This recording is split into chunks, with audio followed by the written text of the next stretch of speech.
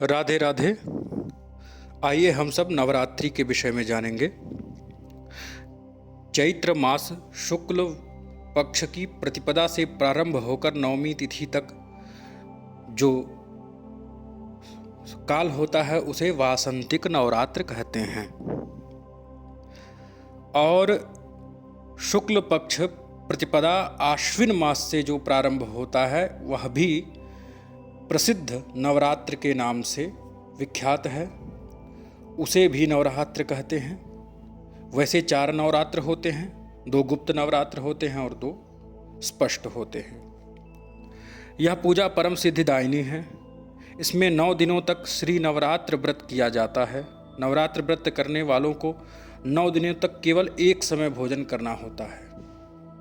नवरात्र व्रत में जो उपवास नहीं कर सकते वे यदि सप्तमी, अष्टमी और नवमी इन 3 तिथियों में उपवास करें तो उनकी कामना सिद्ध होती है। कुछ लोग केवल और केवल फलाहार लेकर के रहते हैं, कुछ लोग केवल जल लेकर के रहते हैं। जिसकी जैसी शारीरिक क्षमता वह वैसा व्रत करे। गृहे गृहे शक्ति परे, ग्रामे ग्रामे वने वने, स्नातैः प्रमुदैर् हृष्टैः ब्राह्मणैः क्षत्रियैर् नृपः। एक समय भोजन करके या रात्रि में भोजन करके अथवा बिना भोजन किए भगवती जगत जननी दुर्गा की आराधना करनी चाहिए। ब्राह्मण, क्षत्रिय, वैश्य, शूद्र सभी को यह व्रत करना चाहिए। इससे उन्हें बहुत फल मिलता है, भगवती की कृपा होती है। गांव में, नगर में, वन में, पर्वत पे कहीं भी हो, यदि इन नियमों का पालन करते हो तो भगवती की कृपा प्राप्त होती है।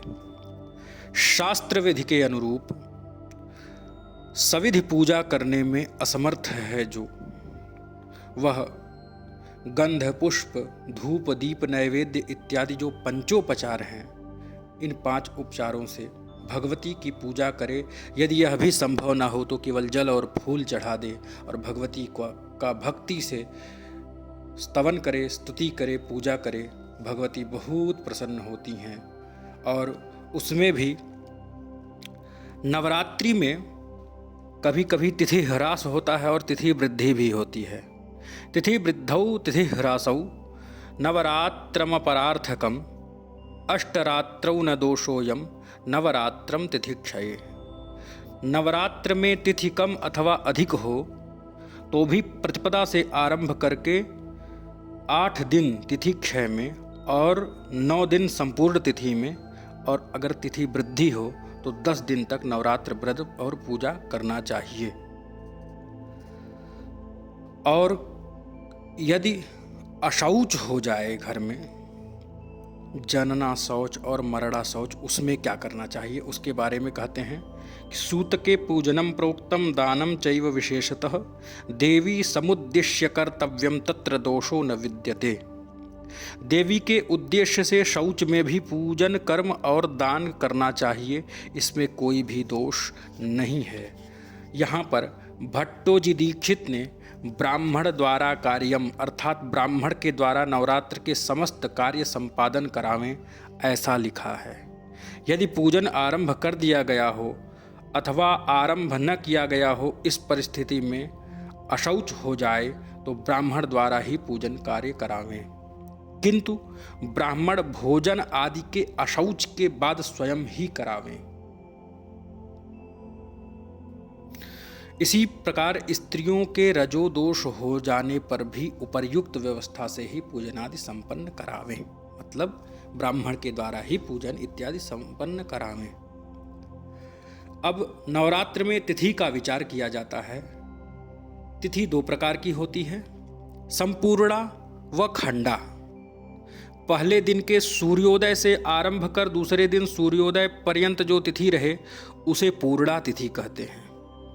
सूर्योदय से आरंभ करके सूर्य अस्त पर्यंत रहने वाली तिथि दिन के काम के लिए पूर्णा कही गई है। यदि कोई तिथि सूर्योदय से आरंभ होकर मध्याह्न पर्यंत रहे तो भी मध्याह्न के पूर्व जो कार्य है उसके लिए यह पूर्णा मानी गई है, और इससे भिन्न तिथि खंडा मानी जाती है।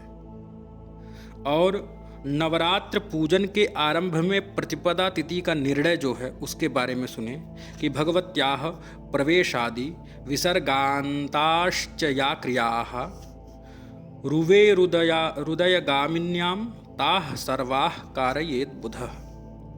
जगज्जननी भगवती दुर्गा का आवाहन विसर्जन आदि समस्त कर्म सूर्य से उदय होने वाली तिथि में करना चाहिए।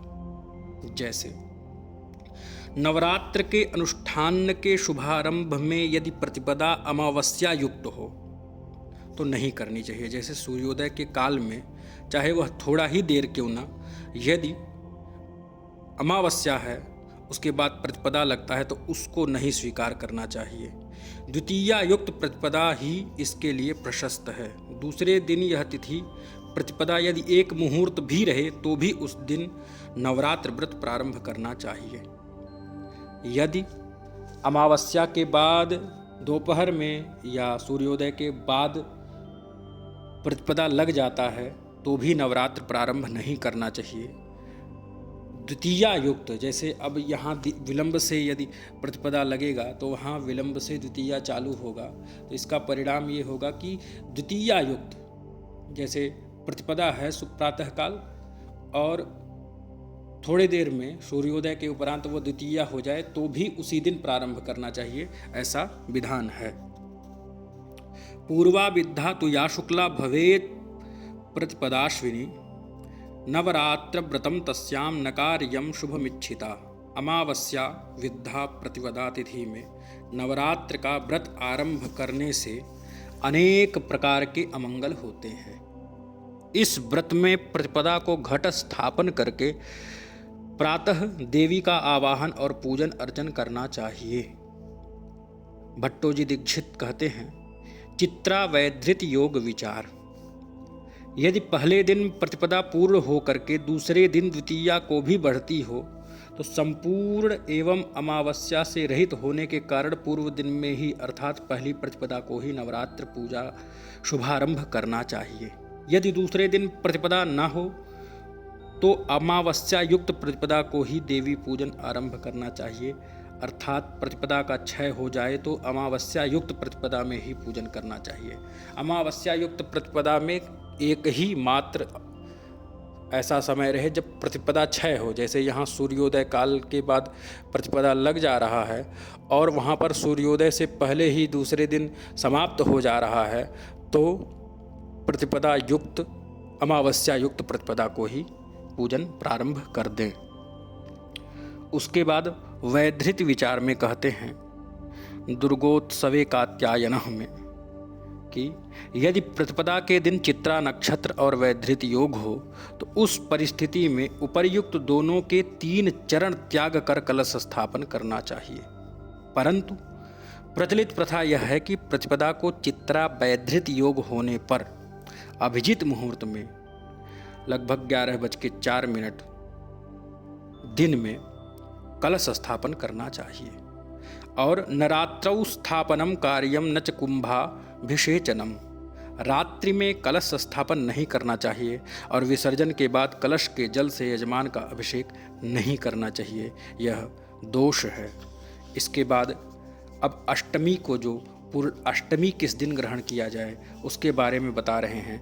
व्रत उपवास और नियम में एक घड़ी भी जो तिथि हो उसी को ग्रहण किया जाता है, किंतु पितृकार्य में इसके विपरीत होता है। जैसे व्रत उपवास और नियम का पालन करना हो तो प्रातःकाल प्रतिपदा है तो प्रतिपदा दिन भर ग्राह्य होगा, लेकिन यदि पितृकार्य करना हो तो यदि दोपहर में दूसरी तिथि लग रही है तो उसी दूसरी तिथि को ग्रहण किया जाएगा पितृकार्यों में, ऐसा शास्त्रीय विधान है। अर्थात प्रातःकाल में अन्य तिथि हो एवं श्राद्ध काल में यदि पितृतिथि मिल जाए तो उसी तिथि में श्राद्ध आदि कर्म करने चाहिए, ऐसा विधान है। कि शरण महाष्टमी पूज्या नवमी संयुता सदा सप्तमी संयुता नित्यम शोक संतापहारिणी। कि नवमी युक्त महाष्टमी को पूजा करनी चाहिए। जैसे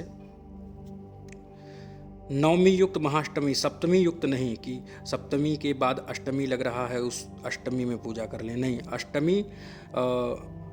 अष्टमी के बाद नवमी लग रहा है। जैसे सूर्य उदय में अष्टमी हो, बाद में नवमी लग रहा हो, सूर्योदय में सप्तमी नहीं होना चाहिए, तब करना चाहिए। और सप्तमी युक्त महाअष्टमी शोक और संताप देने वाली है। दंभ नामक जो दानव है उसने सप्तमी युक्त भगवती का, अष्टमी के दिन भगवती का पूजन किया, अतएव इंद्र ने उस दानव श्रेष्ठ को अष्टमी को वध किया, मारा। अतः कल्याण चाहने वाले मनुष्य सप्तमी युक्त अष्टमी का प्रयत्न पूर्वक पालन करें, त्याग करें और अष्टमी युक्त नवमी युक्त अष्टमी का पालन करें। विशेष एक कला मात्र सप्तमी के बाद भी यदि अष्टमी हो तो उसे शल्य कहते हैं और उस दिन पूजा करने में अमंगल होता है।